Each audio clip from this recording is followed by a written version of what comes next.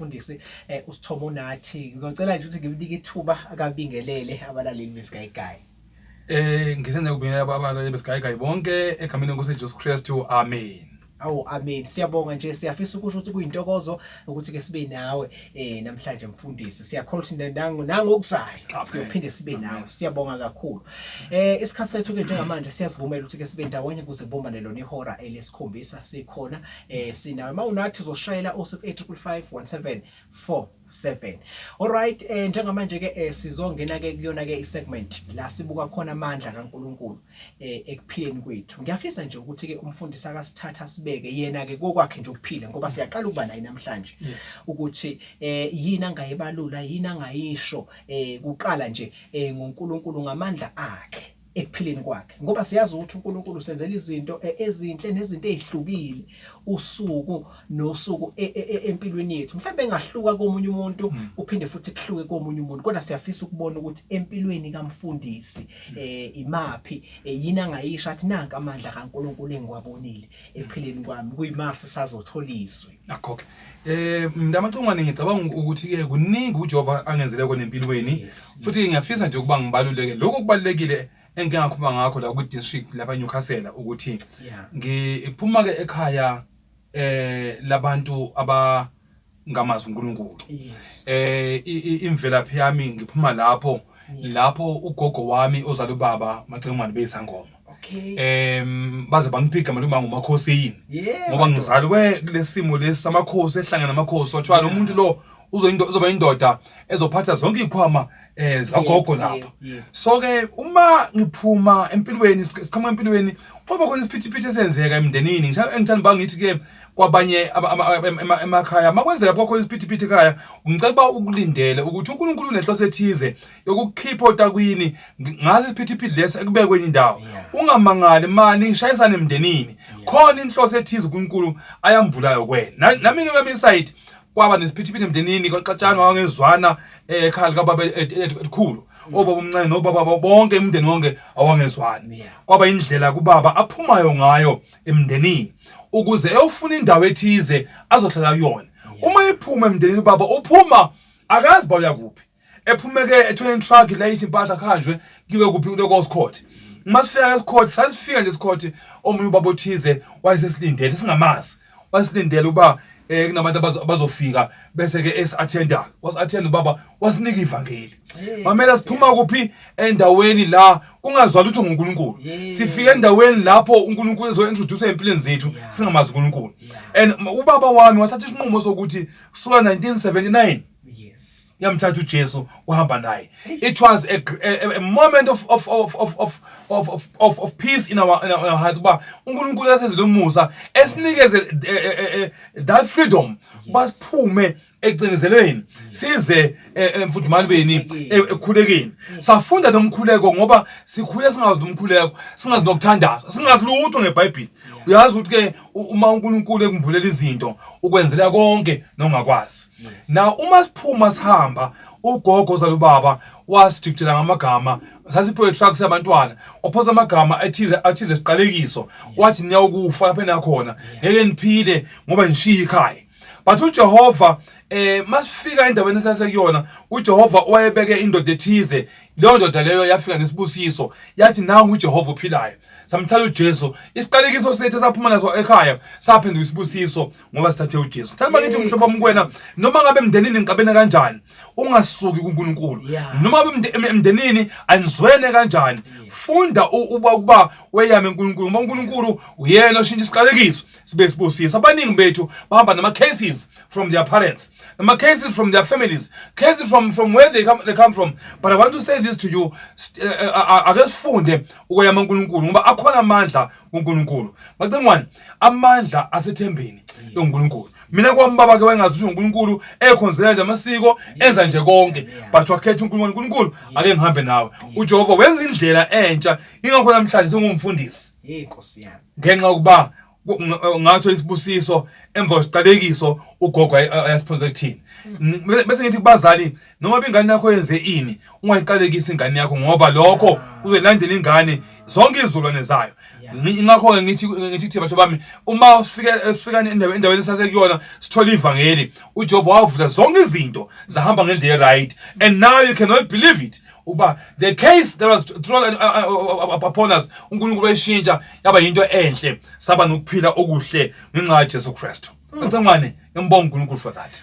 Siyabonga kakhulu, yazi yanamandla into. Omunye ngazethi hey bafowethu kodwa baqinisile mabethu ongenzeki kubantu kuNkulunkulu kuyenzeka. Kuyiqiniso, uyacabanga nje ukuthi ke umuntu mayileso simo uma ungathi nje umtshela ngegama lika Jesu ukuthi ke linamandla ngempela ukudala izinto ezintsha ebezingeke zibe khona. Uma uyangavela abone kuyinto ekude kodwa mawuthatha ithuba lokuvuma ukulamukela ngoba uNkulunkulu usikhethile wasibizela kuwo.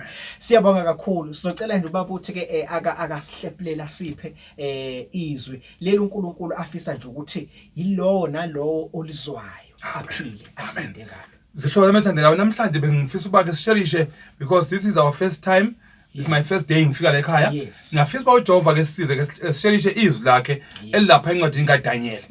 Incwadi kaDaniel incwadi uNkulunkulu abhale into eziningi ezifihlakeleyo kuyona ezinga-understand kuba zithini ekhuluma nge-future yomuntu. Bese kuncwadi esambula incwadi yambula lokho kufihlwe ngapha kuDaniel. Ngamanye amazwi so khuluma nje ngoDaniel chapter 3 namhlanje.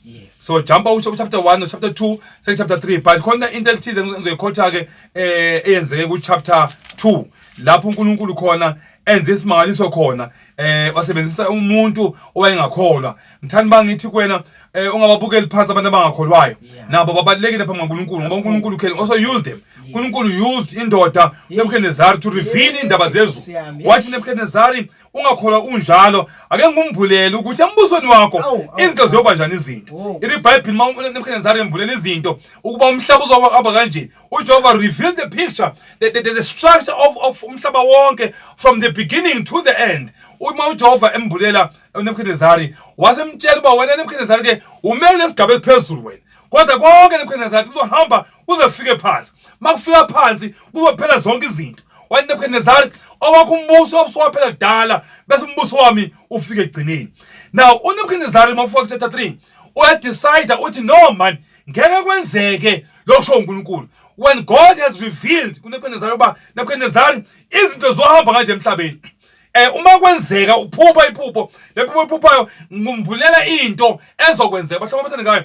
Ibalekile ukuba our dreams kufanele sazi uba one day they will come through. Uthi iBhayibheli yaphupha indoda yaphupha sonke isithombe somhlaba wonke uba kuhamba kanjani. Nayo is a part of the kingdoms.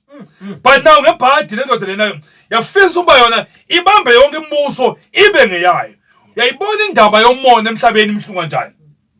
Indaba yokuthanda zonke izinto mawugombela kwezakho kumbi bahlo bathandekayo. IBhayibheli inkosi Nebukadnezar yafisa uba engathi wonke umbuso kusuka ekhanda keenyaweni uze udla nombuso kaNkulunkulu. Yonke into ufuna ngani ngaphatha yena. IBhayibheli wathatha ke wakhala isithombe esikhulu, isithombe wasibeka uphi ethafeni lasedure. Uma isithombe esibeke laphana wayesebiza abantu ethi ngifuna ngiphikisane nephupho ngeliphuphile ngoba leli phupho leli ngiyabona bazohamba lingishiye endleleni. Kodwa ke ngifisa uba engikuphuphile kuguqukwe uhambe according to my plans. IBhayibheli uma uNebukadnezar esenza isithombe esikhulu segolide wasibeka phezulu etafeni lasedure. Uma esibeka isithombe lesi IBhayibheli kwase kubonakala ukuba sesikho sihle siyabukeka wonke umuntu osibhekayo ubona ba naye engakwazi ba isikhozi. Wase epefaka the command ukuthi wonke umuntu akaphume eyokhotha esithombeni. Wemhlobo wami khona ikhathi ke empilweni ezikudimanda ukuba yiphi inkosi oyikhonzayo. Khona ikhathi eziveza ukuthi ke ngempela I going to worship God even when times are so tough in your life. IBhayibheli amadoda amaningi aphuma lonke ibandla laphuma laIsrael. Wonke umuntu aphuma wayokhonza ubani isithombe laphezulu. Kwaphuma abathunjiwe nabaseBhabhiloni. Baphuma bonke bahamba bayokhonza. Uma befika ithi inkosi kubona ke indlela yokukhonza iseguqeni. Awu amen. Uma befika beguqa esithombeni kwaba khona ke abathize ababazi uba sifundisiwe uba singakhotha ethombeni. Now le mfundiso nakuba siqhelaziwe lapha sithunjiwe. But imfundiso ukuba sakho semethi ethombeni isele ngaphathi kubona. Kwathi noma sebethunjiwe, uyabona uma umuntu ethunjiwe esigqila wenza okwasebugqileni, wenza yonke into icommand eshoyo. But manje bebuka bathi yabona ukona konke besikwenza sishawa kabuhlungu sihlunyezwa, but this one we can't do this one. Ngoba lokhu it's about the worship. Yokuba siyamyeka uNkulunkulu esimkhonzayo, sikhonza omunye uNkulunkulu njengamanje. IBhayibheli baba beguqa bonke. I want to believe from these 3 boys, uShadrach, Meshach and Abednego bebukela ozakwabo abafike nabo eBabylon beguqa. I want to believe baba babuka bathi are you sure? Are you really sure uba lo uNkulunkulu uzamlahla na? IBhayibheli basebona babathathu bayamadoda ake simeni ukuze kwaziwe ngolunye usuku. Bazabane ithi iBhayibheli kwabhala imbhalo ithi iBhayibheli mawufunda uverse 6 ithi uverse 6 ongawe phansi akhuleke uyakuphonswa ngasoya lezo sikhathi phambi kwesithando somlilo ovuthayo. Ngalokho labo abantu bezwa ukukhala kwecilongo negenke nehabhu nomqangala neguphu nazo zonke inhlobo zokubethwa zazikhala ngesikhathi. Bonke abantu nezizwe zonke izilimi zonke bawa phansi bakhuleka esithombeni segolide ezazimisiwe inkosi uNebukadinezari. Ngalokho kwasondela ngaleso sikhathi amadoda amakhaledi ahleba amaJuda athatha athi kuNebukadinezari, Nkosi, mana njalo Nkosi, wena Nkosi ukhiphe isimemezelo sokuba bonke abantu abezwe ukukhala kwecilongo negenke na wonke okushawayo bakhuleka esithombeni segolide, nokho ongawe phansi akhuleke aphonse phansi kwaso esithombe uzophonsa phansi kwesithambo somlilo ovuthayo. Ilike kukhona amadoda amaJuda owabeke phezulu kwezindawo zesifunda saseBabylon. Amagama wawo uShadrach noMeshach noAbednego. Lawa madoda Nkosi awakunakanga owakhuluma awakhoza uNkulunkulu bakho, awakhuleki esithombeni segolide. Nawo bahlobo kufika abantu ke baveza imfihlakalo yokuthi mamele Nkosi Nebukadinezari, having commanded everyone to kneel down, but kunamadoda akhona lawo madoda futhi lawo yilawo anika ama positions amahle in your kingdom. Webahlo bathandekayo, ugovernment angakubeka lapho kubeke khona. But I want to say this to you. If ungamele uNkulunkulu, one day you'll be forced to stand for the truth. Izwe lingakubeka izwe lapho likubeke khona. Kodwa one day if you ungamele iqiniso, ungamele Jehova, one day you'll be forced to stand for the truth. IBhayibheli beza ngasese bahlaba bathi Nkosi Nebukadinezari kunabantu. Labantu laba yilabo abafike laba bevekuthunjweni. Wababeka endaweni ephezulu. But njengamanje baphoxa igama lakho abaguqi kuphi esithombeni sakho. Wena Nkosi uthe ongaguqi kuwe uyabulawa nokubulawa. Ithi iBhayibheli inkosi uNebukadinezari yamangala. Nebukadinezari wathatha wathi kubo kungababomi uShadrach, Meshach and Abednego, ningakhonzi uNkulunkulu wami na, ningakhuleki esithombeni segolide engisimisele na. Now inkosi ke iza kubona ithi bafana bami ngiyanithemba nenhlonipho, nginibonile nganibeka ama positions because of your respect, but have you done this purposely? Are you aware uba the fire is burning right now? Bafana bami ngiyanithanda. Inkosi isho ibathanda, isho deep in his heart ibathanda, but the fact that umthetho uphumile ongashintshi ukuthi ongaguqanga uzobulawa. Bahlobo abathandekayo, ithi iBhayibheli abafana abathathu bayiphendula inkosi ngokukhulu ukuthobeka. Yathi bathe enkosini, mana njalo wena Nkosi. Lo uNkulunkulu esimkhonzayo unamandla okusikhulula even esandleni sakho esishisayo. Umlilo masiwe hlobo mosikhombisa. Ofaka isibabulo sikhombisa. Umlilo uyavutha, uma usondela kuwona uyafa.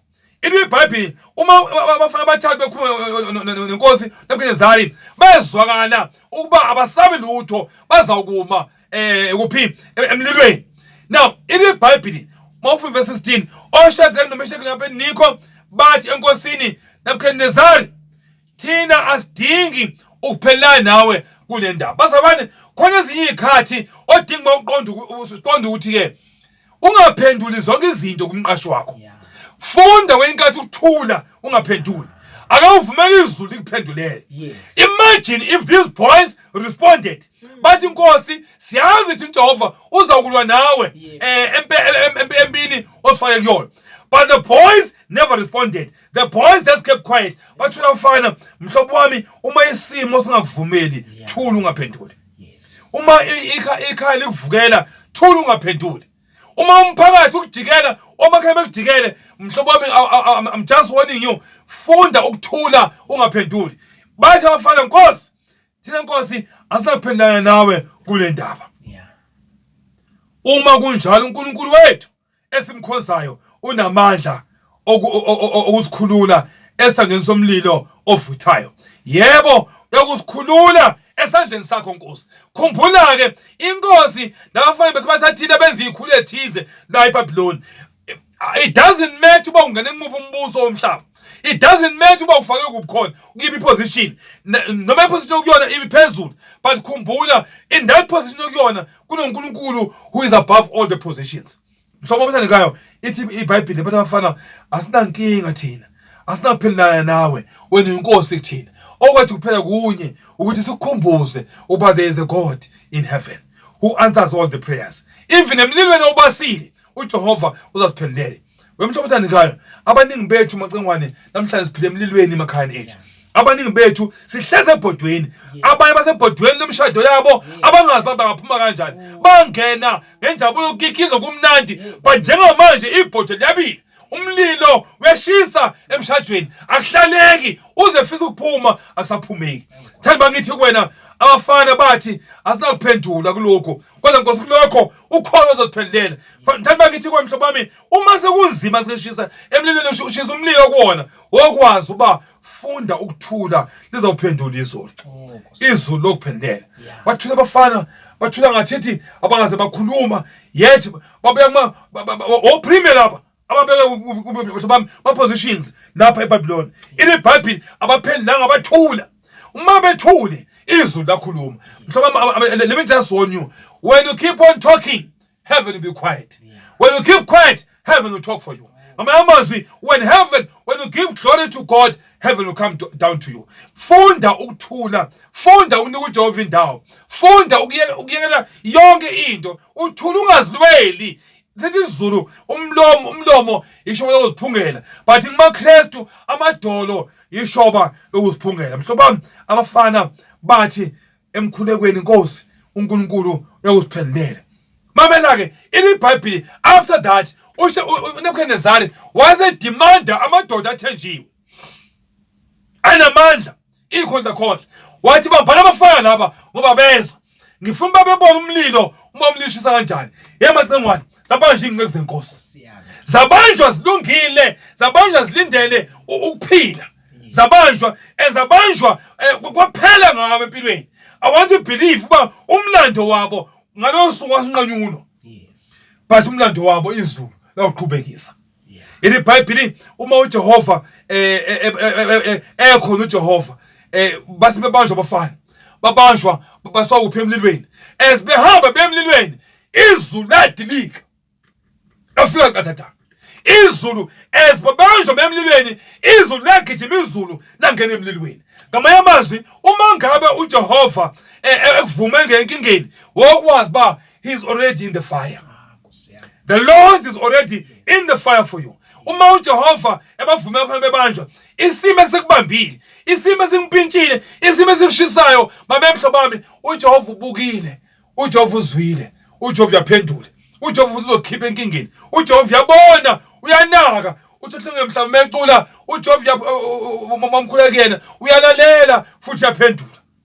Bahlobo sikhona uJehova ophendulayo, uJehova othi konke akube intando yakhe. Ithi iBhayibheli babanjwa abafana when bebabamba ikhondokhonto ethenjiwe babafaka emlilweni, isibabo somlilo iqobo lomlilo lasha laba abababambile. Mamela ke uma bengena emlilweni bangena babanjwe bakhuleke ngezitambu baphonza emlilweni laba bazabafaka ngenxa uba bona bangena emlilweni bengakukholwa bengenakukholwa komlilo. Umlilo wabadla baqeda. But abafana abanomlilo ovuthayo ngaphakathi kubona bambe bengena emlilweni umlilo wacima. Mhlobo wami, umlilo wacima sawubona umlilo uvutha. Bangena phakathi umlilo, izulu lacima umlilo, wavutha umlilo kodwa wangashisa abafana. Abafana besemlilweni abambonanga owayesemlilweni. Abambonanga the fourth man was not seen by the three boys. When these three boys, they were in the fire, the fourth man was already in the fire for them, waiting for them.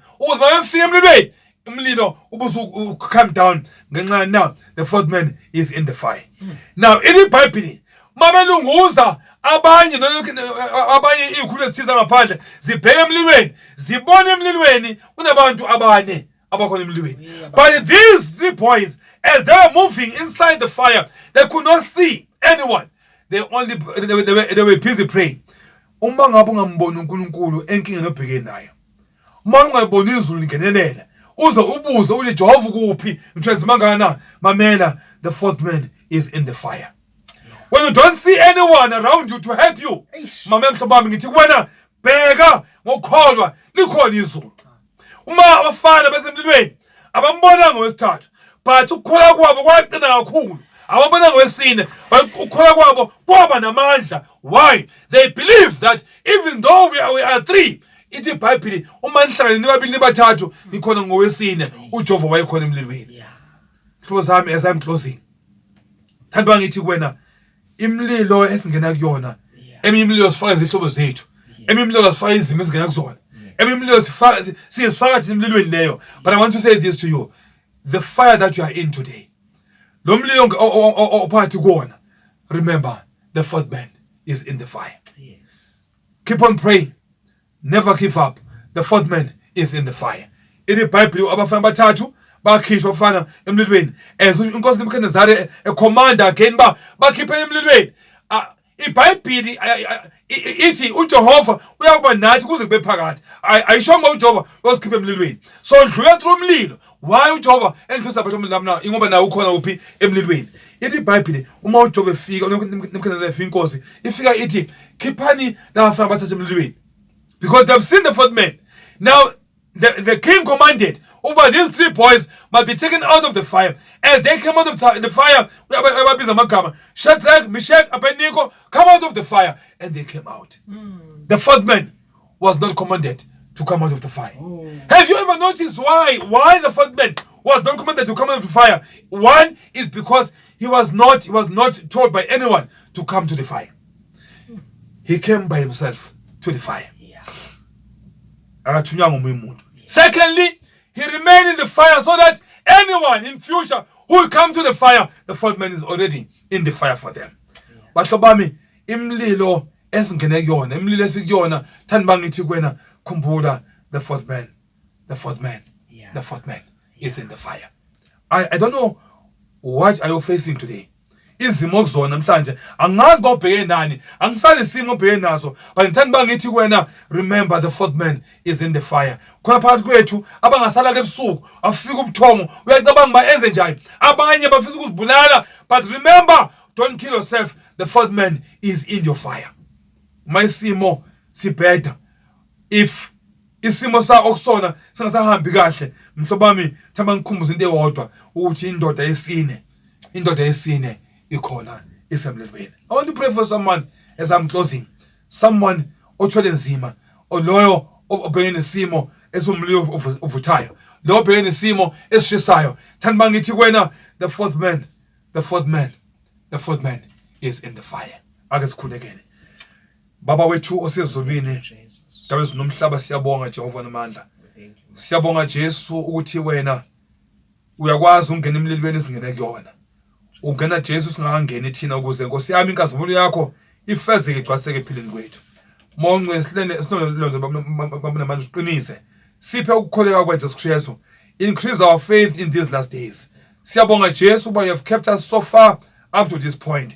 Oba namandla kukhona umuntu othizeke olalele emsakazweni Jesu kumanje ozwala amazwi babona umusa lapho ekhona esemlilweni omshisayo Jehova namandla ngithi Nkosi ngegama lakhe namandla eliphisayo ake Jehova nomusa ungenelele as the fourth man. Siyacela Jehova namandla uba usize abantu abakho Jesu Kristu abanengqinamba eziningi, abanye banengxabano emakhaya akuzwenwe, abanye badubene, abanye Nkosi yethu abasakhumisani bezalwa ndawonye, abanye imshadi yaxeka konakele Jesu, abanye Nkosi yethu they are about to get married but they are undecided, abazi babenze njani. Jehova namandla ake ungenelele Nkosi yethu. Imililo esikuyo Jehova ake Nkosi uyenze ba imililo ezowehla iphole ngoba Nkosi nisuphakathi. Siyabonga Jesu, sake invite moya ngcweleni enkingeni zethu esibhekene nazo. Ake Jesu ungenelele ukuze Jesu egcina konke wena Nkosi yethu sikubone usenzele umusa. Siyakubiza ke Jesu lapha emsazweni. Ake baba namandla ubonakale ekuphileni kwethu. Kunomunye ogulayo ekhaya.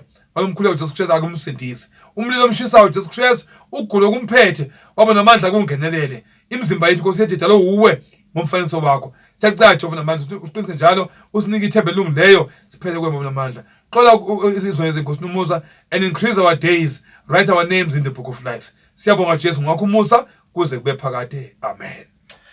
Siyabonga kakhulu ngendlela eyisimangaliso nje uNkulunkulu athela umusa kona konke osekuthe kwenzeka. Siyakhona ukuthi ke bonke abalaleli bethu ababekade ke bekhona